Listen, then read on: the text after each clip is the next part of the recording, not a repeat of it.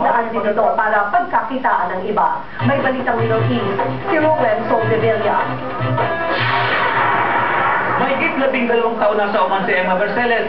Nagtatrabaho siya bilang personal assistant sa chairman ng International College of Engineering and Management. Nagkaasawa si Emma ng Omani, si Said Al-Raisi, at dalawa ang naging anak nila. Nagtatrabaho si Said bilang financial investment broker sa Shuruk Securities Company.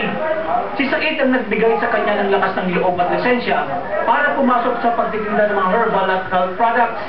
Ito ay sa kabila ng global crisis na para kay Emma ay unti-unti nang nalalampasan ng maraming bansa. Kaya naman kamakailan lang, nagbukas sila ng negosyo at mismong si Ambassador Ahmad Omar ang naging panauhin. We just recently started.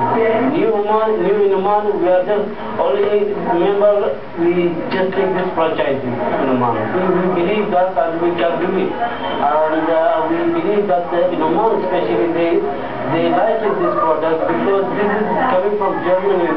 Sabi ni Emma, maganda at walang kemikal ang produktong dinala nila sa Oman. Kaya mapangangalagaan ito ng gusto ang katawan at kalusugan. Mahilig sa mga organic and herbal products. I think ito na yung time na may experience nila being without any chemical na gagamitin nila sa kanilang katawan. From hair to food, meron tayong mga product like shampoo, toothpaste, cream, body cream, deodorant, and meron din tayong mga hand cream, soap, and meron din tayong drink which is yung peach drink and honey drink. Sabi ng kanilang training manager, matutulungan nila ang ibang Pinoy na umunlad ang kabuhayan.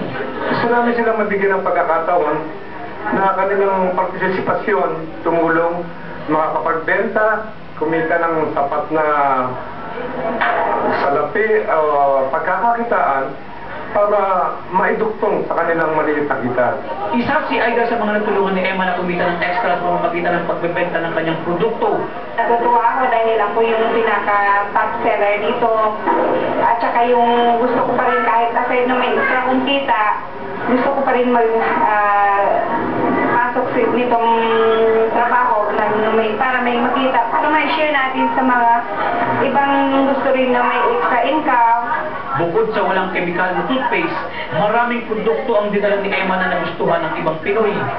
Naniniwala si Emma na ito ang tamang panahon sa pagbubukas ng negosyo, lalo na't malaki ang pangangailangan na makatulong sa mga kababayan. Nagbabalita sa Middle East, Rowen Soldevilla, Muscat, Oman.